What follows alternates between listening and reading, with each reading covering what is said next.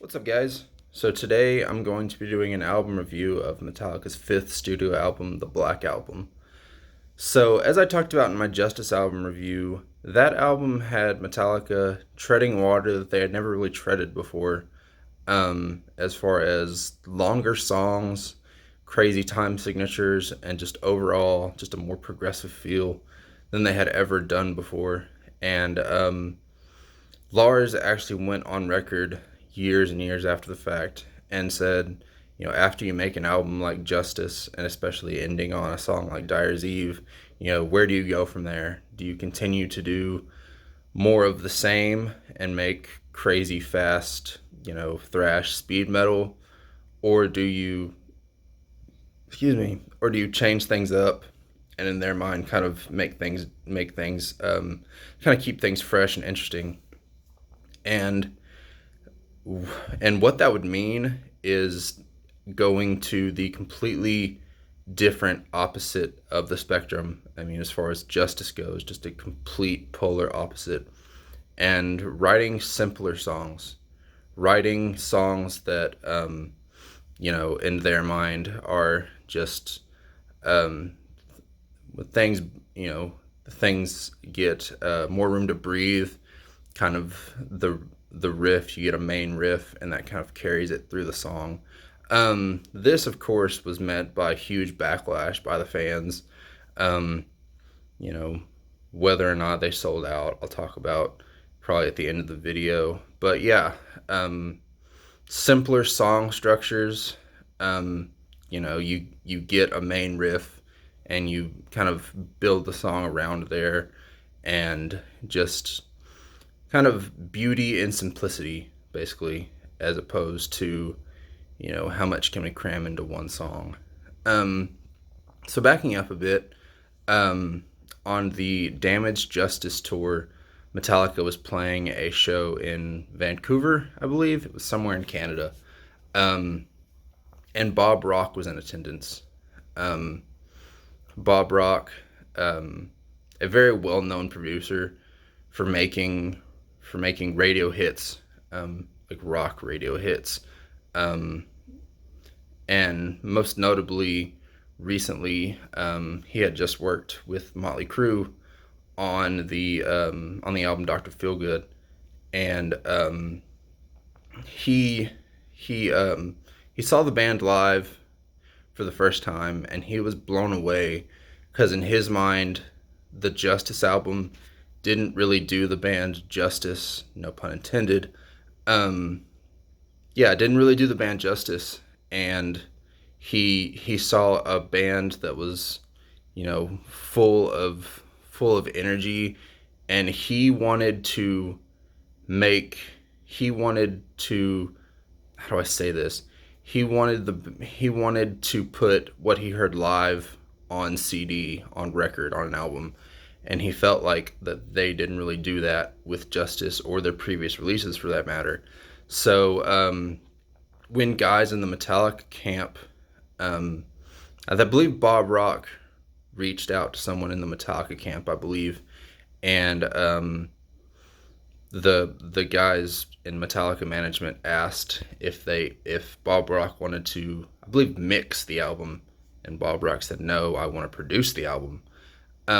So after meeting with the band and a producer that makes rock radio hits that are huge and make the band kind of stars, and with Metallica going with this simpler, somewhat radio friendly approach. It was kind of a match made in heaven for this point in time, and they went into the studio recording to go record their fifth studio album. So yeah, with beauty and simplicity in mind, let's jump into the tracks. All right. First song on the album is called Inner Sandman. Um, I'm sure it's a track that everyone's heard about a million times, but let's dive into it anyway. Um, it starts with this great kind of soft, clean riff that James is playing, and then Lars comes in playing this great drum intro, and they're building up. It's not necessarily building up atmosphere. It's building up to this monstrous explosion of sound, which leads into this main riff. And Kirk Hammett actually wrote the main riff. I always thought it was really funny that James writes a lot of the riffs, but one of the riffs that Kirk brought to the table is arguably their biggest song. And right off the bat, you get the sense that not only what they're going for musically, but what they're going for production wise, what Bob Rock wanted this album to sound like. And that's just this huge wall of sound, just everything with a lot of weight behind it. Guitars, bass, drums, everything sounds massive, and it sounds loud, but it doesn't sound like an assault on your eardrums. Everything sounds the way that it should sound. Everything's got a lot of power behind it, and it just carries the music very well. Production wise, you get a sense of exactly what they're going for. So let's talk about the song. Song itself is okay. It's pretty good. This is when Kirk started to fall in love with the wah pedal, and yeah, you could definitely get that sense. This solo in particular, it's kind of meh. A lot of stuff with the wah pedal could kind of run together, and in my opinion, it's very hit and miss. The lyrics themselves are pretty good, other than that lyric about Snow White, which is kind of just weird and kind of awkward. Yeah, it's about like a child's nightmares. It's handled pretty well. Definitely a subject like that can come across as kind of cheesy, but yeah, I like the song musically more than I do lyrically, but lyrically it's still pretty good. Still it's a pretty good opening track. They've had better ones, but this one's still pretty decent. All right, next song on the album is called "Sad But True," and I mentioned earlier that just sonically that this album is just massive, absolutely just big in every possible way, and that with that kind of production style, it's begging for a song that is just a slow punch to the gut in like the best way. And of course I'm talking about just the slow pounding, just a massive song, and that's what you get in Sad But True. The riff is slow, but I mean not boring at all. It carries that weight so well, and it's just everything breathes really well. Lars's drums on this song, every time he hits the snare on this song and on the album, really, it sounds like thunder just crashing. It sounds amazing. Lars's drums sound absolutely fantastic on this album. Yeah, Kirk offers two pretty good guitar solos. They're not like some of the best guitar solos of his career or anything, but they offer two pretty good guitar solos. Lyrics themselves are pretty good. One thing I love about this song is lyrically, it kind of offers you two endings. You have Hate, I'm Your Hate, and then I'm Inside, Open Your Eyes. I love songs, and this is just in general. Sorry, I'm moving my camera a lot. But I love songs that you think you've heard all the lyrics, and then at the end they offer you more lyrics. It's kind of just that last, curveball left turn that you're not expecting, and it's a fantastic song. One of, if not, I mean, probably is my favorite song on the record. Spoiler alert. All right, next song on the album is called "Holier Than Now," and this is the first instance. It's one of the few instances on the record where you get some sort of speed, um, as opposed to just the groove heaviness. Um, it's a pretty good song. Bob actually thought that this was going to be um, the single, like the radio single breakout hit, and then Lars said no, that goes to Sandman. Sandman needs to be the first single. It's kind of interesting how that turned out. But yeah, this is a pretty good song. I like the lyrics of the song. Ignorance, arrogance, and ignorance go hand in hand. I think that's the lyric. Anyway, it's pretty good. It's kind of one of those short, sweet songs. The solo, once again, with the wah pedal is nothing to write home about. But yeah, short, sweet, slightly fast song, pretty good song. All right, next song on the album is called "The Unforgiven," and this would, of course, spark this trilogy, and I'll kind of talk about that, later down the line. But I believe Lars had this idea to kind of switch what you would think of your typical verse and chorus, and that was bringing James's vocals, him have a heavier approach on the verse and a softer approach on the chorus, which was a really brilliant idea. It serves the song really well. The song opens up with this great acoustic guitar, kind of similar to their ballads, but definitely different. The lyrics are really good. Kirk's solo on this song is fantastic, and he fought with the band and especially Bob a lot for this solo, because the first time that Kirk was kind of thinking of a solo for this song, he kind of ran his first idea through the guys, and they absolutely hated it. Um, and then Bob kind of like picked at him and picked at him. It's kind of like a coach telling his players to run the drill again. And Kirk finally put out this great final product for a solo that, in my opinion, is probably one of the best solos of Kirk's career. It's really, really good, and I'm glad that Bob and the rest of the band really fought to get Kirk to this place to get to put out this great solo. Yeah, fantastic song.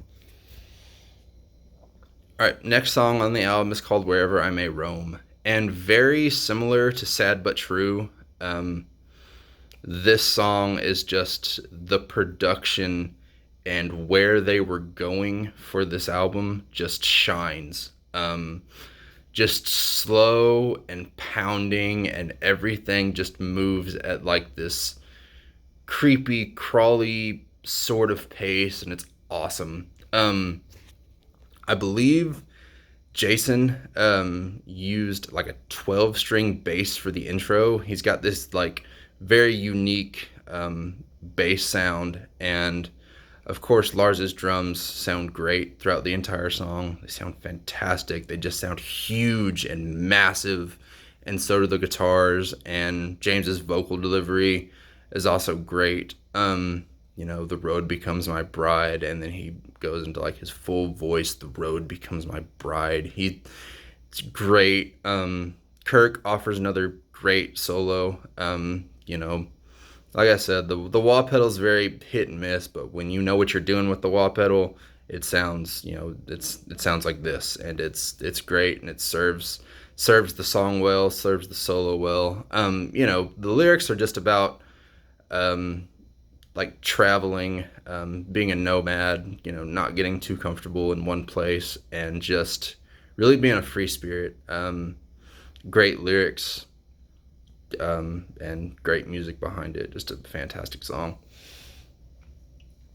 All right, next song on the album is called "Don't Tread on Me," and the intro's okay. It's kind of the intro is kind of generic, and the lyrics are obviously, if you're an American, you kind of already know by the song title what the lyrics are going to be about. But it's just about patriotism, and it's an okay song. It's handled pretty well. Um, it's not one of my favorite songs on the album by any means, but it is just a song about like being a patriot and being proud of your country. Um, it's a it's an okay song lyrically. The solo is not very good. It's a wah pedal fest. It's just wow wow wow wow. Yeah, did you like my presentation there? My representation. Yeah, the solo it's nothing good. It's Kirk leaning on the wah pedal for 30 seconds or however long the song is. Decent song, not great. All right, next song on the album is called "Nothing Else Matters," and this is, I mean, if you're not convinced that Metallica is changing up their sound, this will definitely convince you by the end of the song. Um, it's practically a ballad, and it's not a ballad that gets heavier. It's not a ballad that goes from one extreme to another. It's just a ballad. Um, and James's vocals sound amazing on this song. If I want a song to appreciate James's vocals, this is probably the song that I go to. Um, and what's interesting about this song is it kind of almost didn't make the record. Um, James kind of wrote this song just kind of for him. It was just like too personal of a song. He didn't think that it would fit well in just Metallica in general. And I believe Lars heard him kind of play the song, or the band heard it somehow because James didn't really think that it was worth anything. And the band said, "Yeah, we got to have this song on the record." Um, it's a great song. It's very uplifting, about not caring about what other people say. So close, no matter how far. Like, your goals or whatever is in reach, no matter how far you think it is. It's a great uplifting song, and it's definitely the biggest instance of them changing their sound. It's a great song. All right, next song on the album is called "Of Wolf and Man," and right off the bat, not a huge fan of this song. I mean, the song is about like a dude like turning into a wolf and howling at the moon. It's kind of, I get why some people would like this song because some people are really big into fantasy and stuff like that. I'm not a huge fan of this song. It's the riff and the intro is pretty good, but other than that, I mean, it's just kind of. And I'm not a big fan of like, I'm not a real big fan of fiction or fantasy, or, I mean, this song definitely falls into the fantasy category, and I I skip this song more times than not. So yeah. All right, so the next song on the album is called "The God That Failed," and this song obviously has got some very, very heavy lyrics emotionally. It's about, if you guys don't know, James's mother, I believe, passed away when he was fairly young, like 13, and she had some kind of condition. It may have been cancer, and because of James's Scientology background, um, his parents didn't believe in going to the doctor. They don't believe in modern medicine, those types of things, and they just believe that if you pray hard enough, then your sickness will go away. And because she didn't visit a doctor, she died. And this is James basically just like coping with those emotions of unanswered prayer and just being mad at God. And whether you're a believer or not, I strongly believe that you can appreciate these lyrics objectively. I mean, knowing the story behind them and knowing that this is just an angry young man for an actual reason to be angry. I think you can, I think you can appreciate this song objectively and just kind of, for a moment, no matter what you believe, feel James's pain. Um, with that being said, it's a decent song. I like the intro. What not James, Jason and Lars are doing. Just the bass and the drums. It's got a pretty good solo.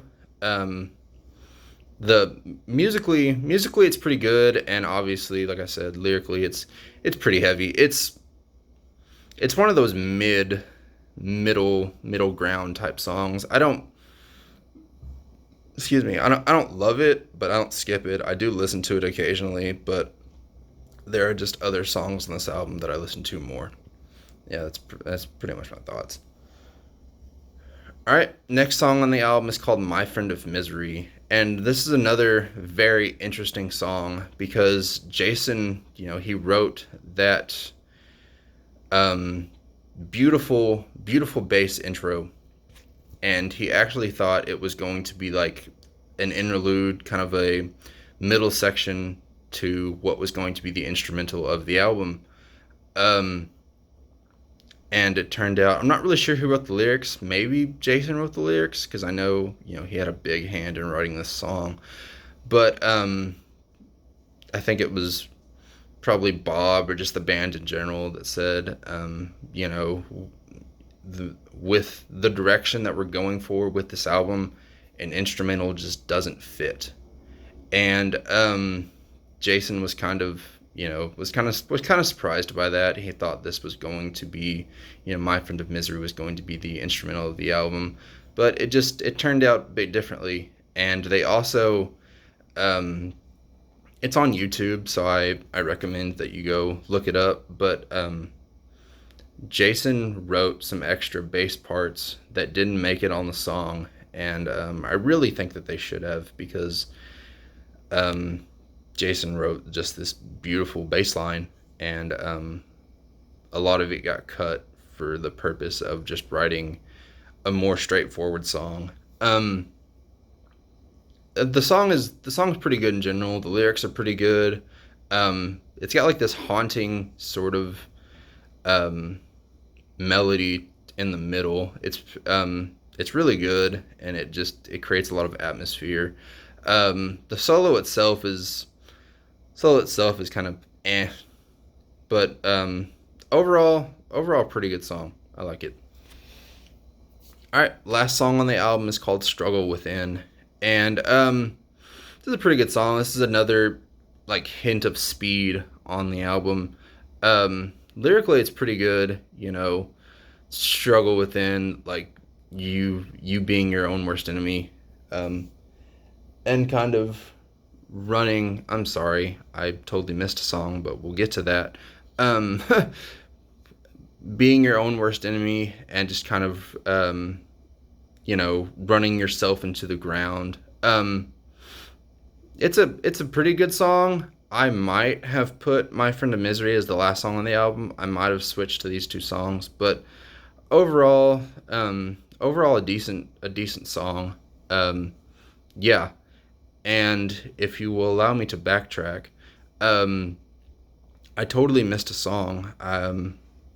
Usually, I write down the song list and I kind of defer to it, and I forgot to write down a certain song. I don't remember where it is on the album. Yeah, I don't remember where it is on the album, but I completely forgot to write it down, and I'm sorry. "Through the Never," um, it's somewhere in the middle of the album, But yeah, Through the Never. This is a very interesting song lyrically. It's got a lot of astronomy references, just about space. And it's about how human understanding kind of limits us to completely understanding the universe. And it's got a lot of thought provoking lyrics, just kind of wondering if we're alone in this big universe. And yeah, just kind of knowing that we'll probably never truly understand all of it. Like we'll never truly understand, because we're humans, because we can only think so big, and the universe is this big place, and we just kind of wonder if what's out there, that type of thing. um, Lyrically, it's very, very good. It's definitely got some lyrics that make you think, just about the universe as a whole. And yeah, instrumentally, it's pretty good. It's got one of Kirk's better solos. It's pretty good. Yeah, it's a it's one of those more top tier. It's like a middle ground. It's like a middle ground song, but it's like just above middle ground. It's a little bit better than The God That Failed to Me. So that's where I put it. Um, Sorry guys if that last couple minutes was kind of rambled. I'm sorry I missed a song, but at least I got to cover it. So yeah, that wraps up the songs. Wraps up my thoughts on the album. So just a few closing things to say. Um, do I think this is a do I think this is a huge sellout album? And um, it's definitely something to debate, and Metallica fans will debate this for the end of time. But I kind of do. I think it's about half and half.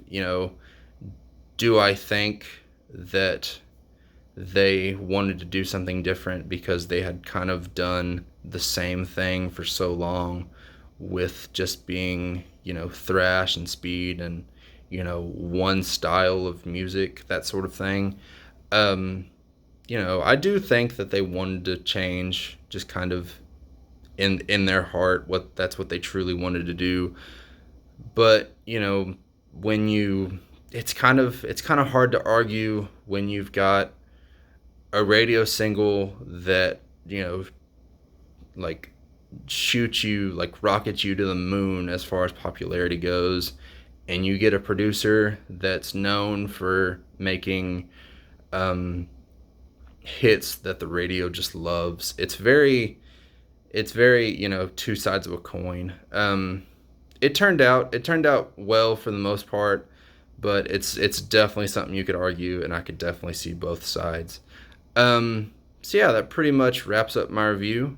Thank you guys so much for watching. Don't forget to like, subscribe, and leave a comment. Let me know what you think. Thank you guys for watching. Stay safe. God bless. Bye bye.